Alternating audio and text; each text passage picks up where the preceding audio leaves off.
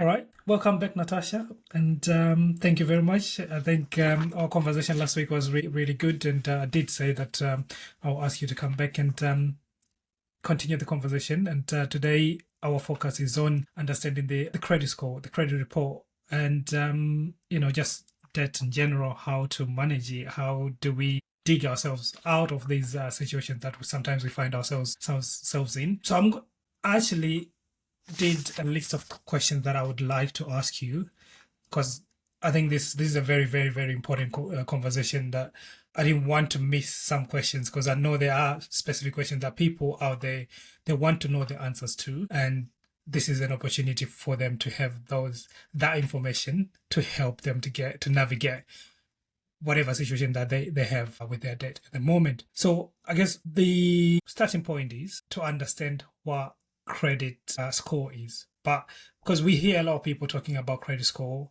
credit report, but not many of us understand what that means and how does it look like. And also, what are the most common mistakes that people make to get them in a situation where they end up with a bad credit score? Yeah.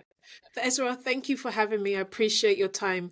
So, the credit system in the UK, credit is borrowed money. We are allowed to go to, I call it the system, the banks, the financial institutions, and borrow money. Obviously, our salary, our resources, there'll be a time that is not enough and that we need to borrow some. And then there's a conversation about repayment terms. So, credit is borrowed money. Now, we have different options of how we can borrow in the form of a loan, a mortgage is a borrowed money, credit cards, payday loans, loan sharks. There's a variety of loans and where you can borrow money from. Now, every type has its repayment plans and it has its consequences. So sometimes people think, oh, I'm just going to borrow and I'm just going to repay them every month 2%, 5%, and I'll be finished in 1 year. However, all these institutions have different repayment terms, different terms and conditions, and different consequences that we do not read into.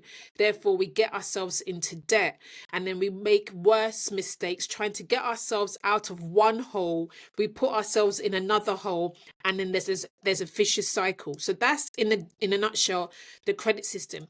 Now, we are judged by a score. I always say that in life, I don't know you're good at maths until I give you a maths test. I don't know you're good with borrowed money until I lend you some and you repay me back. And if you repay me back timely, if you repay me back with the right amount of interest. So the system is testing your borrowing capabilities and they judge you and they give you a score. So in the United Kingdom is between 0 and 800, and we are scored. And now that score will follow you anytime you want to borrow money, even simply something like your phone contract. It is actually borrowed money because you've gone and got the phone, the physical phone, plus the airtime, and you've borrowed from, for example, the phone provider, and now you're making monthly installments to the phone provider. So something as small as missing your repayment on your phone contract affects your credit score, and we overlook our phone because we think we've paid for our phone, but we haven't. We've borrowed money to buy the latest phone, and you're making repayments. So people really need to understand that a lot of it is borrowed and it's judged and you're on your credit score. So some of the mistakes that people do when they take out loans or they borrow from the system is simply three things. If you have to borrow, please read the terms and conditions, the consequences. Bank A may charge you 10%, Bank B may charge you 20%. One, can you afford Bank A or can you afford Bank B? Realistically. And the thing that I emphasize realistically, because we think in our minds that every month we always have £200 spare, £300 spare, so I'm always okay. But I'm a big advocate for having it on a spreadsheet and then you see. So Ezra, I will ask people if they, after the show, they can download my Excel spreadsheets, a budgeting spreadsheet. It's really easy to use. Pull in your figures and it will churn out what you actually pay out. Then you can really decide for yourself, can I now insert line G, borrowed money from this credit card at an interest rate of 10%. Every month they're going to take out £200. Once you've inserted that line, then you're realistically going to know if you can repay it. And the thing about the spreadsheet, it will extrapolate for 6 months, right? Or 12 months into the year. Then you can know every month, can I afford it? Because there could be a family event in June, which means you need to travel. So therefore, already you've taken out the hotel expense in June, but you haven't factored in your new repayment to credit card company A at £200. So this spreadsheet is amazing. Anything that you need to do, insert a line and it will help. So that's one mistake. We don't understand the repayment plans of this borrowed money.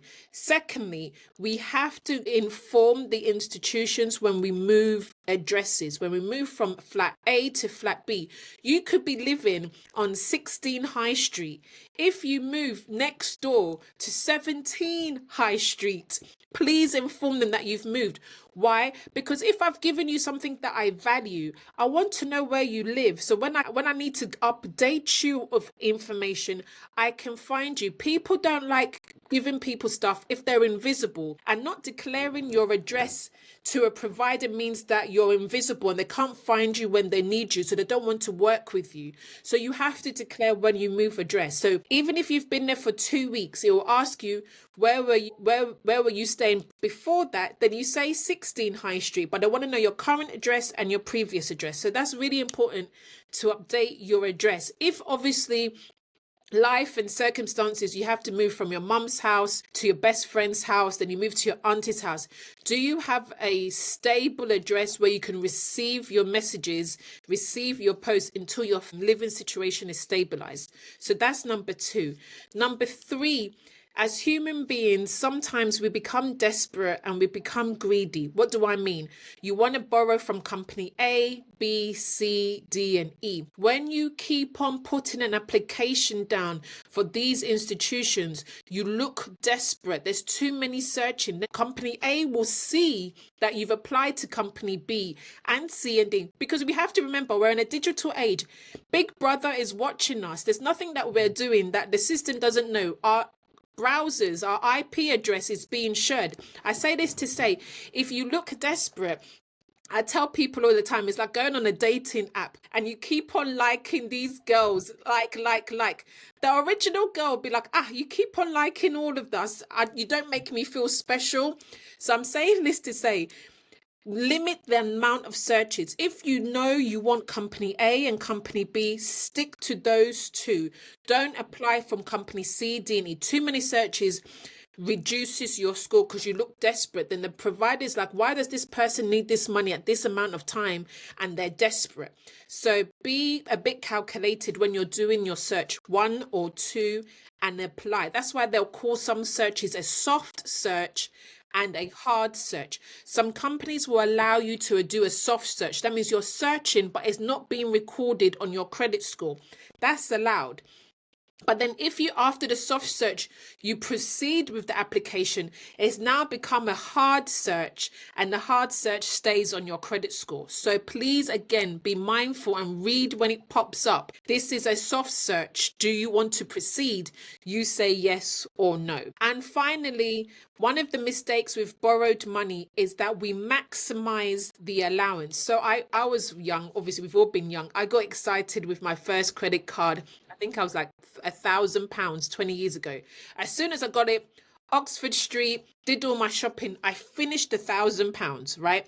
Now, when you maximize or you utilize the whole allowance, you've shown the credit card company that you're desperate and you haven't been mindful with your spending. When you max it out, it also affects your score. They look at your utilization. So it's advised that if they give you a certain amount, utilize 30%. Do not use the whole £30,000. Use just £300 of the £1,000, because they want to see that you've left a balance, that you're not thirsty, that you're not desperate. It's such a weird system, but looking greedy and looking desperate is a bit frowned upon in this credit system. So don't do too many searches and don't maximize it. So I know you're happy they gave you £1,000 credit limit, £5,000 credit limit. They gave you £10,000 credit. So you think you can spend it all. Take time. Do not utilize it to the maximum. Utilize it at 30%. And it's even wise to utilize it at 30%. Why? because you're now going to be able to repay 30% comfortably and in full. Another problem with the credit score is simply this. When we're now making the repayments, the credit card company wants to charge you the interest, 10%. They're going to say the minimum is £5. Bearing in mind, you've got £995 on it because they want to charge you interest on £995. So they're going to just say, oh, the minimum is £5. One, pay more than the minimum, and ideally pay the maximum, so therefore you're not even paying them any interest. But if you've utilized that credit card to £1,000, you've got 30 days to find £1,000 to pay these people back in full. It's difficult. Whereas sometimes it's easy to pay the 300 in 30 days in full. So they are actually trying to help you by utilizing it, but we don't know that we don't know the order. So I say this to say, let me summarize. Get the credit card, because I don't know you're good with credit until I test you. So please take it out if you need to. When you do take it out, do not maximize it to the maximum. Do not go straight to full use. Use 30%, pay it off in full. Now, I know people haven't heard my message. People haven't heard other podcasts, other people talking about this. So I do have a spreadsheet. Again, there's a budgeting spreadsheet and a debt spreadsheet. You put in how much you owe, the interest rate, and it will calculate it for you, and then I can explain further. But it's so important not to maximize the credit and understand your credit score. So there's going to be credit apps as well, credit reporting agencies that can help you tell you your score and your report, and it goes further like that. Sorry, Ezra, I got straight into it and started talking. That is really good. That is really good. You've given us a lot of information on there. But what I've taken away from it is it's important. Stability is very important when it comes to your credit score and credit report. You need to be someone who's not moving around. And if you do move, you have to tell your creditors that I have moved. You also touched on how to use the credit. Yes, you can. You have the credit now. How do you use it so that it doesn't affect your credit score? Yeah. Again, am I right in thinking that your credit score is kind of like a measure of how people can, or how creditors can trust you with their money? Yeah, a credit score is a measure of trustworthiness, and it will follow you. So when I say it follows you, a report, when I said a hard search, it will stay on your file for 6 years. Then it's wiped off that you did a search in 2006, for example. So now we're in 2025. Whatever searches you done in 2018, 2017 is not on your credit report. It's the search stays on your report for 6 years. Any late payments that you've made in your time is only on your file for 6 years. So if you made a late payment on your credit card last year, it will remain on your file for 5 years. So somebody else who now comes to search you will say, oh, 2022, Natasha made a late payment on her car, mental note, or 2020, Natasha made a late payment on her phone contract. Or when we cancel our phone contract, sometimes we just cancel it abruptly, but the phone provider hasn't given us our final bill. And that final bill where you're not paying it is actually impeding your credit file. But yes, these reports will stay on your file for 6 years. So that's why somebody who goes through bankruptcy, for example, it will be on their report for 6 years. So that's how so it is a record of trustworthiness. So as again, what you did in 2020, 2021 is on file. So that's why you need to check your report. So you can use an agency called Clear Score, create a free account. It'll give you your score, where you've searched, who you owe money to. So it gives you an idea of who is looking at you and how close you are to the end where it will be removed from your file. Okay. So you mentioned credit score and you also mentioned credit report. Yeah. What is the difference between, is it the same thing or is it two different things? Great question, Ezra. So your credit report, I say this like let's remember our days in school. Your end of year report that said Ezra A in maths, B in science, C in English is a document. So on your credit report, it's Ezra, who you borrowed from, when you borrowed, who are you going to repay them back, your addresses on file, if you've made a joint application with you and your partner. Is a whole documented report online about you. And then the credit score is like next to your credit report. Ezra is 600 out of 800. So just think of it as in school report. You've got your report. Ezra is a very great student at school. He's hardworking. Your teacher will give you that paragraph. Then they will give you your overall mark in school, A, B, C, D. You know what I mean? That's how the credit report and the credit score work together. A documented report with all your information. Then we summarize that report with a score. All right. Thank you very much for that. It makes a lot of sense, but you made me sound very clever with all the A's and the B's. Right. So, okay. So let's say someone is listening now, Yeah. and this message is coming to them a little bit late. They are in a situation already. They are feeling overwhelmed with debt. They owe a lot of people. What's the starting point? Okay. If you owe a lot of people, we need to write it down. Who you owe, how much you owe. So a pen, a paper, an app, or something. Write it down. I owe Thames Water £1,000. I owe British Gas £600. I owe my car finance £500. Let us know who you owe. 2, you're then going to contact these institutions and say, I so and so have a problem repaying these debts. Can we negotiate and maybe freeze the interest? Some institutions will freeze and making you accrue interest. They'll still keep it as of today. You owe £5,000, but tomorrow we'll stop charging you interest. So that's why I need you to write it down and contact them so that we can freeze it. Because if you don't freeze it, the interest is just getting higher and higher and higher, and you're digging yourself in a grave. So 2, you ask them if you can freeze it. Once you've asked them if you can freeze it, then you negotiate with them. Can I pay you, instead of £50 a month because it's too much, can I pay you £10 a month? Again, in life, I say to this to say, if you don't ask for help, no one will help you. So it's so important to just ask. You never know. Somebody who'll see your email or your letter in the customer service center and say, okay, we'll help this person. But if you don't ask, they don't help. So please, please, please, I'll send you guys a free template of how to write a letter to your creditors.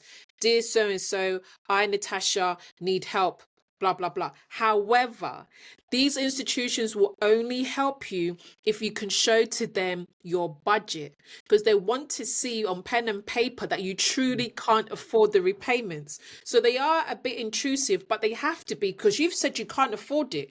But we all lie. So you need to show on your budget. That's why I'm a big advocate for having the spreadsheet. So we're going to have that spreadsheet with the letter and email them. So again, if you guys want my spreadsheet, just download it. It's free. You're going to use that spreadsheet to show them that at the end of the month, you've got £50 left. That's why you're asking for repayments of £10 so that you can carry on holding £40. So that is the strategy. So you really need the budgeting spreadsheet to show them that you don't have enough. And everything I am saying, I have been there. I have got myself in a lot of trouble. Those days, Citizens Advice Bureau, and they still exist, are very helpful. I went there, and what I'm telling you is what they told me. Tasha, write it down, who you owe. Write me your budget, why you can't afford it. Here's a letter. Add this letter, this budget, send it to them. And truly, truly, they froze my repayments, and now I paid them like £5 a month. Because at the time I couldn't afford it, and it's now as my direct debit. And it goes off autopilot, and it helps. Yes, Ezra, he's going to ask a question. Yeah, I was going to ask a question. Like you pointed out, we all been through this situation. You get credit, you don't know how to use it, you go crazy with it. You find yourself in a situation, right? And personally for me, what I did was just to avoid opening those letters. Yeah. What would you say to someone who's in that situation now? The letters are coming in nonstop. phone calls are coming in, you're ignoring them. How, what can they do? Please, please, please do not ignore them. These people, I call them dogs who bark, and they will not stop barking until you give them a bone.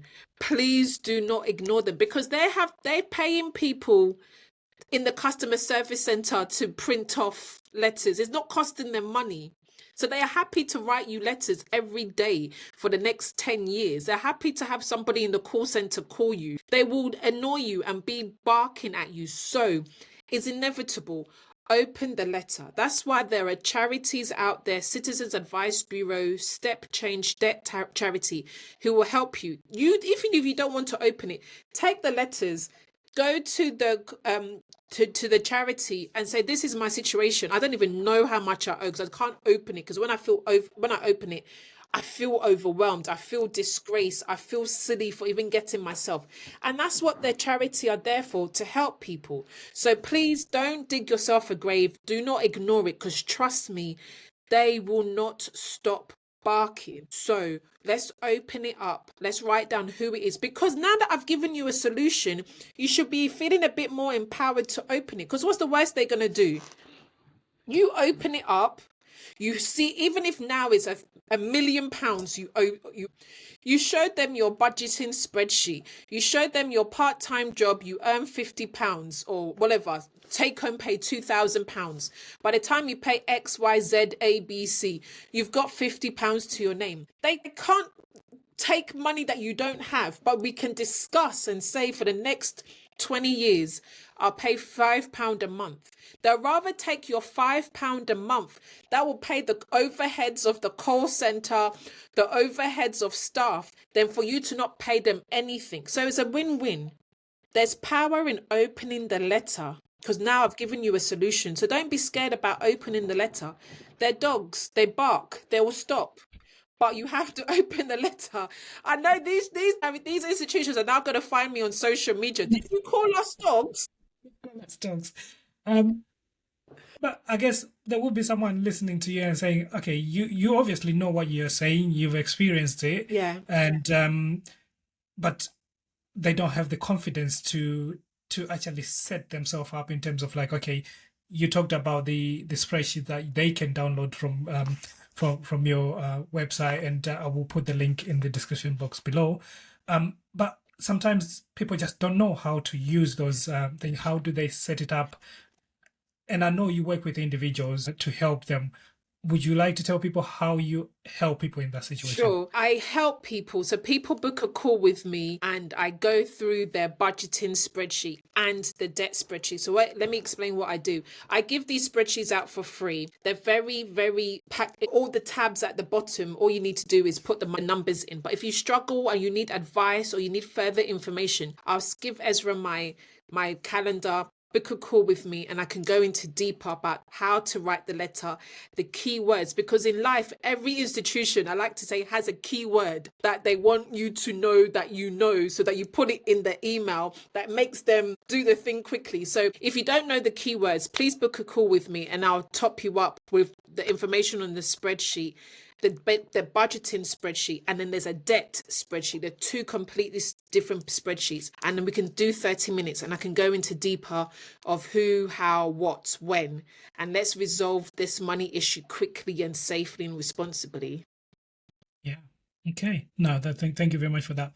And I think most of these issues, they come about when we apply for credit cards, we apply for loans, but we don't understand the interest rates. Yes. So is there any advice in terms of, like, how can we apply for these credit cards by being mindful of the interest rates and what you get yourself into? I know you touched earlier on about, read the small print, so say read the contract, and most of us, we don't read the contract to really understand. With the digital age that we live in, we have our phone, we have internet, and there are websites called comparethemarket.com or those comparison websites. So every institution has a credit card. So you go through and compare credit card A and credit card B, because there will always be a difference. Credit card A may be 10%, but the reason why the interest rate is low is because they're looking for people with a higher credit score. Because what happens is, to go back to your previous question, Ezra, if you have a good credit score and you're trustworthy with money, we are going to give you more, and we're going to give it to you at a lower rate because you've passed the test. Whereas people who are not great with credit, who don't borrow well, who have a low score, 200, 300, we are going to charge you higher interest, 30%. But it's the same £1,000. But between me and Ezra, I could have 10% interest. Ezra will have 30% because our two credit scores are different. So we are judged by our credit score, and therefore the interest rate is determined by our credit score. So I say this to say, when you go to the comparison website, or if you go through the credit agency like the Clear Score, based on your credit score, they will tell you what credit card companies most likely to say yes to you based on your score. So that would determine what interest rate you will receive. Then you're going to go to this free spreadsheet that you're going to download, and you're going to put that interest rate into my debt spreadsheet. And then, for the next 2 years at 30%, every month I'm going to be paying £200 a month. Then if it's reasonable for you. But the first thing to know is that you have to go to the comparison websites and pick what credit card they will give you based on your score. So you don't have a choice. What they're offering you is what they'll give you because your score is low. So if you have a low score, you have option A, B, and C. If you have a high score, you have option A to Z. Because you're so great with money, they give you so many options. You know what I mean? But when you're not very good with money, they give you 3 options, and they're very tight, stringent. And it's even, I want to say, it's so bad that it's like there is wickedness how bad the credit card option is for people with a low credit score. You know what I mean? So you don't have variety. It's like going to a supermarket and you only have option of crisps, where somebody who has money has options of crisps, tortilla, savory, sweets, Italian, American. You have variety because you have money. Whereas when you don't have money, you have one option. And that option could cause you to be obese and make you even more in debt. I digress. But comparison website for the interest, put it in my spreadsheet. It'll calculate how long, how much, and if you can really afford it. Okay. All right. So let's talk about people who are kind of trying to build their credit. My understanding is you actually have to apply for credit for you to start building your credit history or a credit score. Yeah. And how does that work for people who don't understand how that works? Yeah. Again, it goes back to my maths test analogy. Because I don't know you, I have to test you. And people don't like being tested in life. But I don't know how great you are until I test you. So please do not avoid the test. Do not avoid not applying for the credit card. You need to take it. But the trick is, I've told you the cheat code to pass the test. So therefore, go and pass the test. Because some people don't take the credit card because no one's told them the cheat sheet. And people don't want to go to a test without the cheat sheet, which is fair enough. But now there's a cheat sheet. Go and apply for the credit card. Utilize 30% and compare the interest rate. So yes, please take it out. Unfortunately, because it's your first credit, they'll probably give you £200, £500. They're testing you. It's a maths test. It's level 3 maths. They're going to give you small and easy. Then as you go bigger and further, it gets higher, it gets more tempting. They're going to see if you're going to trip, or are you going to fall, or are you going to stumble. They start now pinching you. But please do not avoid it, because, Ezra, like you've heard me say 1,000 times, the unexpected will happen to every single one of us. We don't know what will happen tomorrow. And you want that credit card to be in your purse or your wallet. So just in case, I'm from Ghana, just in case I get a call, I have to go for a funeral or I have to go to a wedding, I have the credit card that has the amount to buy me a plane ticket. And you know what I mean? So you're getting it for the unexpected phone call. That's why, and that's another reason why I don't want people to maximize the credit card. Because if they've given you £1,000 and you've gone to Oxford Street and you spent it, then you get the phone call. What other credit card are you going to use to buy a ticket to go to Ghana or You have to fix the start looking for boiler one. or fix the four tires on your car? So that's why the credit card is not there for maximum pleasure. It's for 30% pleasure for the unexpected phone call that you may get. So yes, Ezra, please, everybody listening, if you don't have one, please get one. Don't maximize it. Use 30%. It's discipline, isn't it? You have It to be is. disciplined enough to understand that this is no free money. There's You have to no pay free book yourself money. for it. No, there's no free money at all. It's amazing how many like people have fallen into that trap, and most of the times it's just because you don't have the information, you don't have the knowledge, and like we touched on last week in the previous episode, that these things are not being taught in schools. You know, it's the things that you have to pick up on your own as an adult and try and understand these things. But these are the things that we need in our everyday kind of life. So Yeah. yeah. Okay, so let's say someone is looking for a loan, they've been rejected. Obviously, their credit history is not good enough, and they starting to think now, what can I do to improve my chances next time to get a loan? Okay, so if you've had a loan and you've been rejected, again, it's gone back to your credit report. They've assessed you, they don't like you, so they don't want to give it to you. However, there will always be a restaurant that will specialize in your cuisine. So if this restaurant doesn't give you the food that you like, there will be another one who will give you the loan. However, if you keep on applying too many times, like I said before, you're making your credit score even worse. So if you've done the loan and you've been rejected and it's your first loan, you can try your second time, but make sure your second time that you're trying, you've really assessed the likelihood that they will give it to you.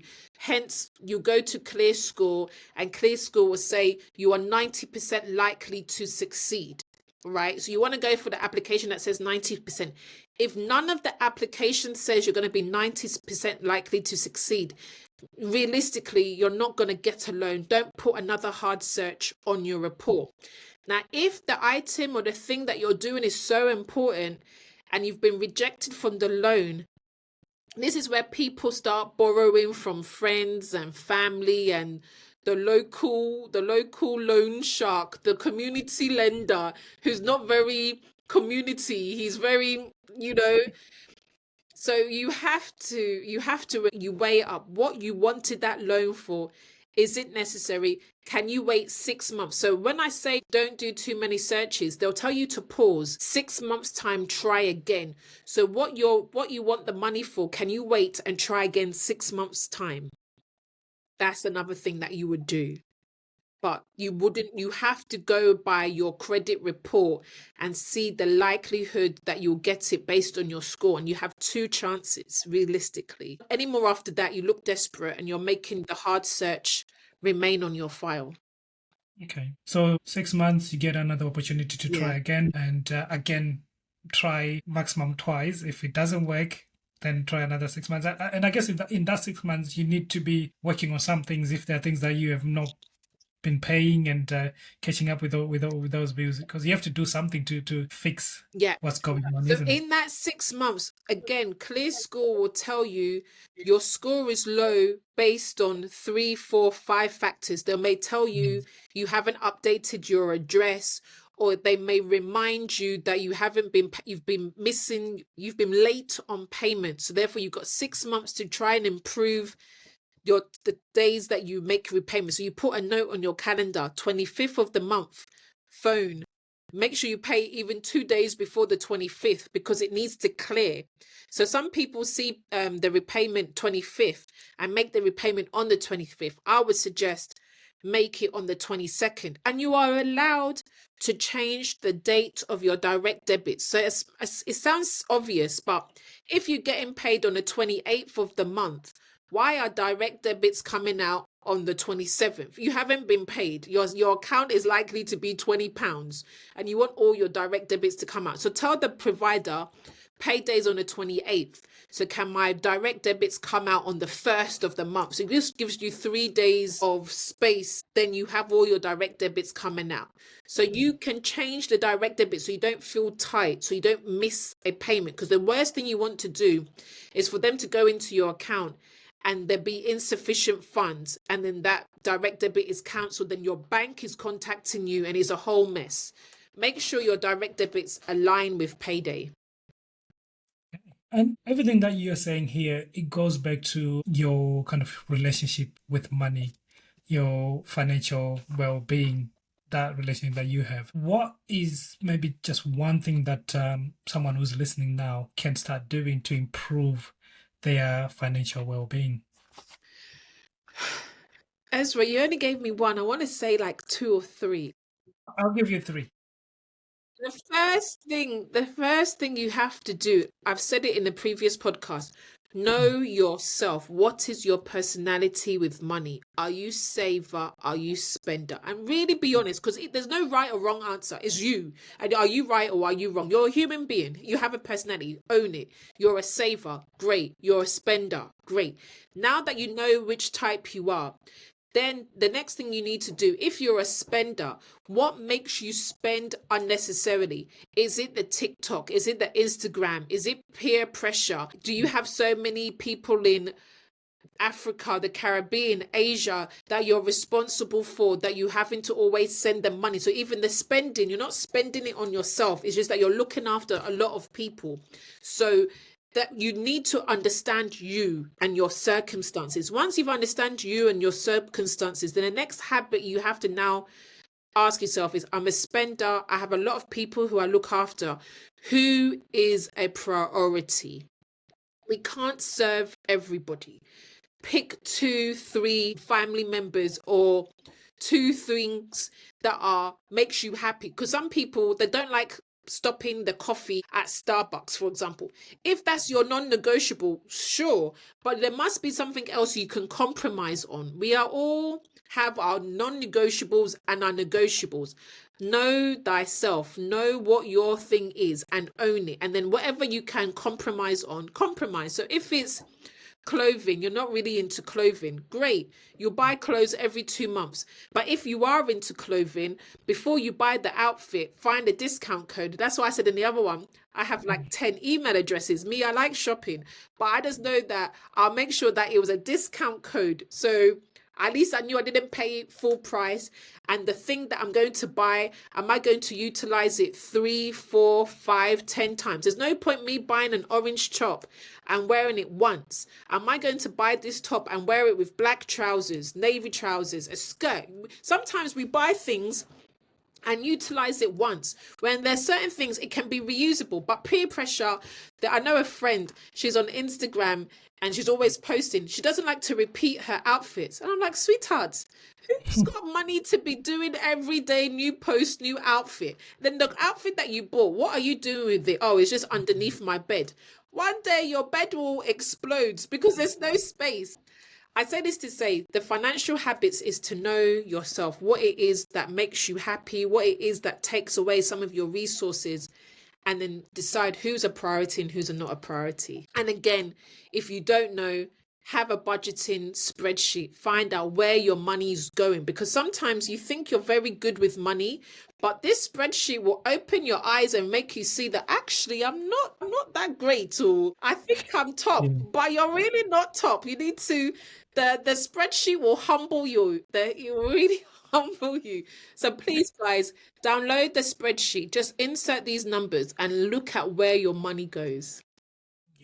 That was my next question actually, about budgeting. Okay. How can someone actually start getting into budgeting now? We know that we need to protect our credit score, credit report. We know we have to develop a better relationship with money, and one of those things is to understand budgeting, know where your money is going. In the last episode, I told you I was one of those people who say, I don't know where it goes. Yeah. It comes into my account, it goes somewhere, I don't know where it goes. How can we start having those visual Yeah. of understanding where your money is going? Please, everyone, if you've ever taken anything from me, a budgeting spreadsheet is gold dust. have it on your laptop, see it feely with your eyes. This every month, £60 went here, £50 went here, £20 went here. Then you see it totaling it up. It's just so empowering to see it. Then now that you've seen it, then you can say, do you know what? I don't like row G. I don't like row X. I don't like row Y. You can do something with it. But when you rely on your app, or you rely on your bank statement, no one goes through their bank statement. We don't. We just want to make sure that there's a positive balance. But I know you want to see a positive balance, but you also need to see where it went. There's no point having a fantastic car on the outside, but the inside, the engine is dodgy and the oil needs changing. So I'm saying this to say, have the visual of the beautiful car outside. Your bank balance is always positive. Great, I'm happy for you. But look inside your bank balance by having it on a spreadsheet and seeing where it goes. Because I will then tell you, because I'm a horrible, annoying big sister. Insert line N, or let's call it line N for Natasha. Insert line N. Natasha said you've got a phone call. You're going to Ghana next month. £600, no, £1,000 plane ticket, British Airways. Can you afford it? I want you to be able to tell me yes. I want you to say, yes, Tasha, I can afford it and I'll be comfortable. If you can't afford an unexpected of £1,000 in 2025, we have a problem, people. We have a problem. So this is why I talk so much about it. If you can't afford an unexpected thing that happens to you today, £1,000, you don't have £1,000 under your bed, in a savings account somewhere. So please, guys, get the spreadsheet. Write in a comment in the chat, Tasha, I don't have a savings £1,000. I'll help you. But 2025, the economy is crazy. The American economy, we as UK, we are all interlinked with each other. It just takes one call, one mad president to say there's a war. It takes one dodgy something, and it's I sound like one call to spoil your life. One phone call, one news alert, one email, one. Doesn't take 10, one. So you have to be prepared. And men, no offense, but that girl will call you and say she's pregnant. What are you going to do? Now you have to be prepared. No, I think that's very true, because obviously some of our listeners are young, very young adults. People who are starting to get into relationships. Probably some people are going to university and stuff like that. It's important to understand money, how to use it, and how it can work for you. And having that cushion that, one day something goes wrong, I can get up and go wherever I need to be. It just gives you that peace of mind, isn't it? That's where we talk about mental well-being in terms of if you're struggling with money, it's most likely going to affect your mental well-being. No doubt. We have to be very mindful of those things. Okay, so everyone talks about financial freedom. What does that look like? Before I answer that question, I just wanted to touch on the relationship. Another reason why I want people to download the spreadsheet, because I want you to do the spreadsheet, and I wanted to give it to your potential partner, your current partner, so they can do that spreadsheet. Because a lot of relationships, number one or number two argument is always money. So before people do marriage counseling or whatever it is, they're dating each other.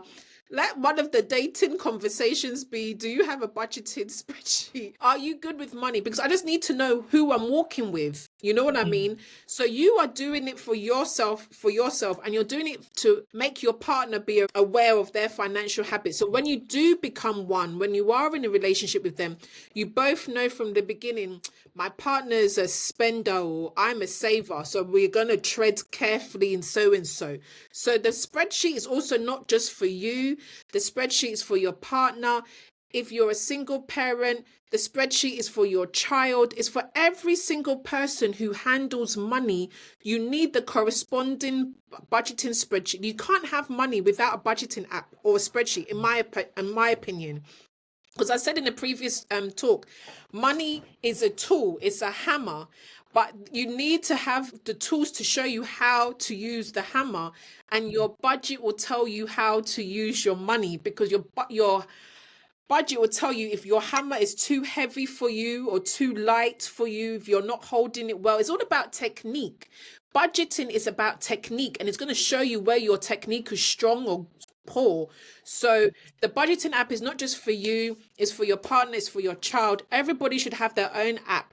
Therefore, when you become a unit or you become a community, Tasha's really good with money. So Tasha can lend some to Ezra at a decent rate. Then communities are starting to borrow from one another. I know that happens a lot with the Jewish community. We all know each other's strengths, who's got the better credit score. Obviously, you write a contract with each other so no one does anybody bad, but you're starting to understand what I'm good at, what I'm not good at, who can help me. Then we are all accountable to each other. There's no point me doing a spreadsheet and you, Ezra, you don't do one. How are we going to work together? So let's use the spreadsheet just as an awareness, as an enlightenment, and then we can take it there. So that's why the friction in relationships is so important, that deal with it, because if money is typically a big argument. Then imagine I have a spreadsheet, you have a spreadsheet, then we have a child, then we're inserting lines for the cot, the pushchair, we're both inserting lines, then we both know how we can afford our lifestyle with the child. You know what I mean? But you can't do that if you're always just looking at your bank balance. Oh, it's positive, I'm okay. There's good positive, and then there's really good positive. You know what I mean? So a lie, and again, I keep on saying life will life you. So therefore, insert lines. Do you know what? If I do have a child 2 years from now and my money is not great now, I need to work on it, because the child will take your money. Listen, children they smell money. I thought I liked money, but children like money better than me. Children they are a blessing, but they will take your money. So let's be prepared with the app. So anyway, Ezra, you asked me a question. See, I'm talking too much. Yes, that's fine. You said something about freedom. Financial freedom, what does that look like? Financial freedom to me is knowing that you can pay your bills comfortably. Now, how you define comfortably is subjective. What I think is comfortably is I can pay all my bills and maybe have £500 left. Somebody can say I can pay all my bills and I have £50 left. They are even happy. It's all different. But financially, to be free is to not have the burden of paying certain people and the pressure to pay people off. I just don't want people knocking on my door or barking at me. For me, freedom is not having anybody bark at me and say, where's my money? That's the ultimate.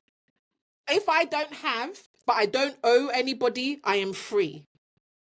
That's my definition of financial freedom, that I don't owe anybody. Now, in the system in the UK, a lot of us have bought houses 25 years. So obviously we owe banks. That's different, because you're buying a house in the hope that the house would appreciate in value. So therefore, yes, you are paying, but it will grow in value, that you'll be able to take a lump sum out. So there's good debt and bad debt. But I'm saying all of this to say, financially freedom is to have no dog barking at me. That's my aim. I don't want no one coming for me. Don't come for me. Yeah, no, I understand that. In terms of, like you said, it's subjective. For me, I think there's a certain level of comfort I find in when I get paid, I pay my bills and everything. I don't like my account to go below a certain amount of money. Yeah. The moment it does, I start feeling anxious. Yeah. It's not that there's no money in there. There's money in there, but I just don't like it to go below that certain figure. Yeah. And that for me is like, okay, I'm free, I'm okay. Yeah. So yeah, I guess you're right. And can I just add to that? Where you don't want to go below a certain figure, I have a friend and her husband is very similar to what you said. But my friend doesn't mind going below his below. And they're always complaining, this is my below, but this is my below. Let me take your below to my level. And he's like, no, I don't want to go to your level. So it's such an interesting dynamic that, Ezra, you have a figure in your mind. I don't want to go below this. But your partner will say, sweetheart, bring it, bring it, bring it, bring it, bring it, bring it. Before you know, your discipline that you had when you were single, yeah, I don't go below. Now your partner is testing you. You see how life is a test. Your partner is now testing you. How can I squeeze Ezra to come down? Come down. So it's about having resolve. And it's about showing your partner that this is my budgeting spreadsheet. I can't afford to go low because Natasha is in my ear. She's going to insert line AN called life. And sweetheart, if something happens to us, can we afford it? Then when you've showed your partner the spreadsheet, they'll be like, I understand why you don't want to go below this level. But if you don't Yeah. show people your, as in, I keep on talking about maths because I kind of liked maths in school. But if you don't show people your working out, we don't know if you understood the maths concept. That's why your teacher would always say, show your working out. They want to see you know the steps. So show your partner the steps. Yeah. Then they will see where your madness or why you're so weird is coming from. I think, like you said last time, that it's the people around you that kind of help you or bring you down. And for me, it was the other way around. I was the one was useless with money. And you were bringing Madame down and down and down and And my down. dad was like, let's talk about this. I was like, listen, it's fine. It'll be fine. Don't worry about it. It'll be fine. We get paid again Yeah. next month. But if you So don't yeah. have an honest, candid conversation with your partner and let them see your spreadsheet, they don't see what you're talking about. They Yeah. don't see it because you're always happy, you're smiling, you're nodding your head. So they think everything is cool. Everything is But fine. typically you're holding the burden and not opening your letters and you're secretly hiding the paper because you don't want her to see. Show it. As my mom would say, air your dirty laundry. Let them see you. And then if you love me, you'll love me at -1, -1,000, -50,000. The same way you should love me at +50, +1,000, +100. Air your dirty laundry. This is my budget. I'm always in minus. I'm always in my overdraft. It's me. I'm working on it. Do you want to walk with me? Yes or no? You know what I mean? Yeah, I feel like we're in couples counseling now, aren't we?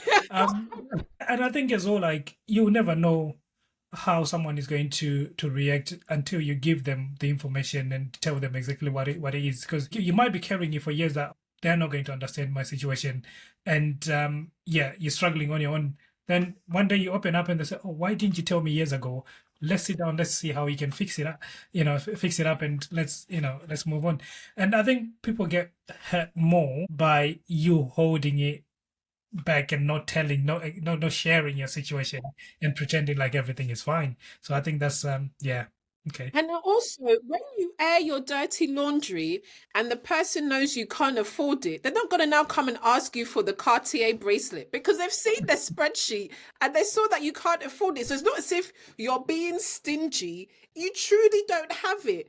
You know what I mean? But some men, they want to show us that they have, but they don't have. And then just say it. You don't have. Right. So it just reminded me, like growing up, I saw my dad used to, you go to work and he'll give my mom the money to do the finances. He said he lent it from his dad, and the reason is your wife is not going to come out and ask you to go on holiday when you don't have the money because she knows exactly what's in the pot.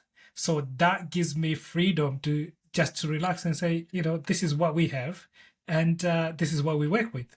So you don't have to be trying, because I think most of the times what happens is someone then will come and say, let's go and do this, and because you're hiding, you don't want to say, oh, I don't have it. You then go and start doing those credit. You go into bad credit because you're looking for payday loans and things like that. So yeah, I think honesty. Exactly. Is Honesty and important. transparency. Just own it. Just say, listen, sweetheart, I don't have. We are still learning. We are We still all learning. learning. So Yeah. conversations like this will let people be a bit more transparent with their loved Yeah. ones. And I hope that it just makes people talk about their finances because money is not a bad word. It's just that when we are always whispering, it sounds bad, but we just need to just talk. So again, people don't like talking, so they can come and talk to me. As everybody has seen me, I could talk so much. Yeah, book a call and we can go deeper into this. But yeah, it's an hour podcast and I'm telling people life business. But yeah, if you have Yeah, any issues, there's a lot that you're sharing with people, and it also shows your passion in terms of getting people to understand how money works and yeah. how you can, develop those better relationships with your money. Okay, let's talk about resources. Uh-huh. You talked about the spreadsheets that you can offer people. You also talked about the sessions that people can book, and have a session with you to help them to have that kind of a starting point, to build a starting point where you can give them the tools they need to start. And obviously, once they start, you let them go. But if they want to come back, they can come back and get more information, advice, and guidance from you. Is there anything else that anyone listening now can actually just get onto it and try to start understanding their credit score, how they can manage their money better, budgeting, and things like that? So I implore everybody to download the budgeting app, okay? And let's just see where your money goes. Then after you've done that, give yourself 6 months of being consistent. It's like doing a diet. Just see how your money is and humble yourself and see where things are going. Then after that, if it's still a bit difficult, you need more help, and you especially have a debt issue. If you know you have a lot of money outstanding, you owe a lot of credit card companies loans, download the debt spreadsheet, find out who you owe, how much you owe, and let's start tackling them one credit card at a time. But there's no benefit in ignoring them. Please, let's own it. Let's talk to them. Let's freeze it. If you need help, like Ezra said, book a call. We can go into deeper. Obviously, follow my newsletter. I'll send out newsletters once a week with my new hint and tips of the week. But let's continue to have this conversation and talk to people and just be disciplined and consistent, because I keep on saying it, in your lifetime, you will handle money. So what I'm telling you today, if you don't start today, you will start next year, you will start 10 years from now, you'll start 20 years from now. So you might as well start today, because you're alive and you handle money. So you need I don't see how you can survive without oxygen. I don't see how you can live on this earth and handle something called money and don't know where it's going. My suggestion is the spreadsheet. So it's free. Just download it, put your numbers in. If you need help, book a call with me, and just keep updating yourself, because while you hold money, you think about money, you worry about money, you're holding this thing that is powerful, that makes people commit suicide. You're holding something called money that makes people go crazy, that makes people kill. Let's learn how to use it wisely so that you can also tell somebody else. So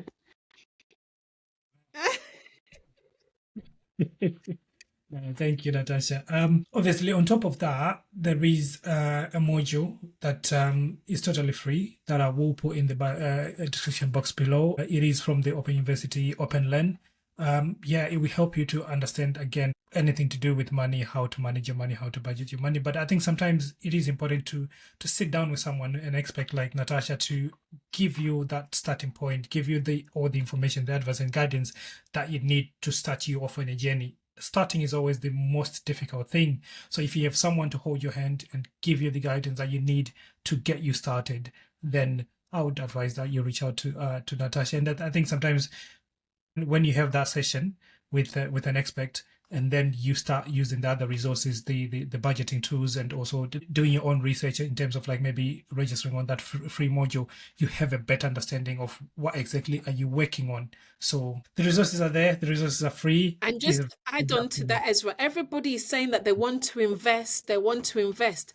But what money are you investing with if you don't even have £1,000 for the Mm, unexpected? Are you using £1,000 that I've asked you to save for an investment?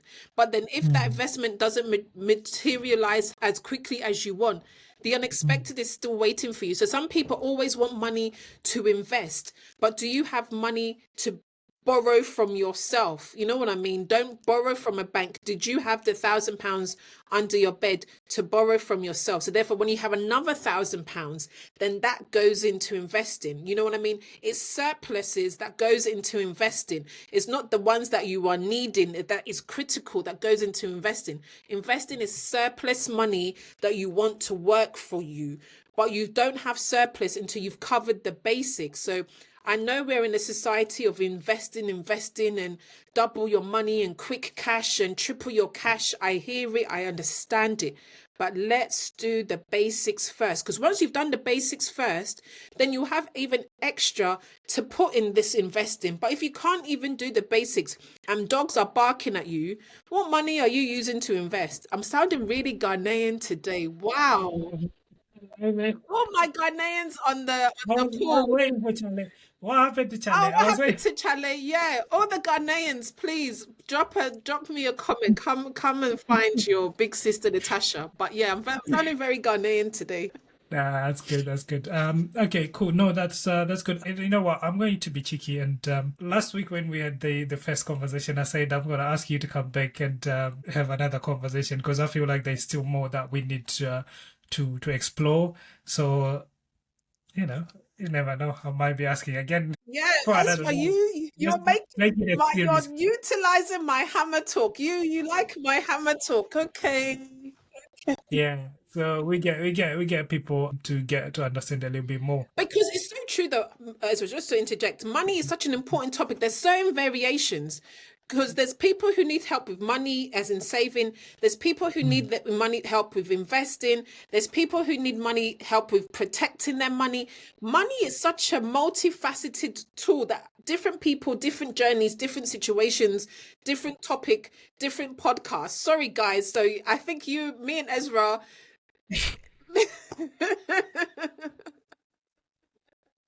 Now, listen, there's a lot of value in what we are discussing at the moment. So I think it'll be good to continue the conversation and maybe next week. Yeah, Maybe. I think we should. We're on a roll, Ezra. We are on a Well, you roll. heard it. You heard it here, guys. Next week, Natasha will be back with us, and we'll be continuing our conversation on money and relationships with money and financial well-being, financial freedom, all things to do with money. Yeah. Thank you very much, Natasha. I've enjoyed our conversation again, and looking forward to our next conversation next week. Yes, Yeah. yes. All right. Perfect. Any last words before we go? No, please, guys, download the spreadsheet. It's free. So just email, download, start. If you need help, book a call. But basics, download the spreadsheet. It's free, it's easy. Type some numbers in and we can discuss if you need more help. All right. Thank you very much, guys, for joining me today. And as you know, here at Life Campus, our one and only goal is to empower your future. We want to give you information, advice, guidance, and all the tools and resources that you need to help you to make those informed decisions. That's why we sit down and have conversations with experts like Natasha today. So if you don't want to miss our next conversation next week, please subscribe, share with your family and friends. And thank you for joining me today. See you next week. All right.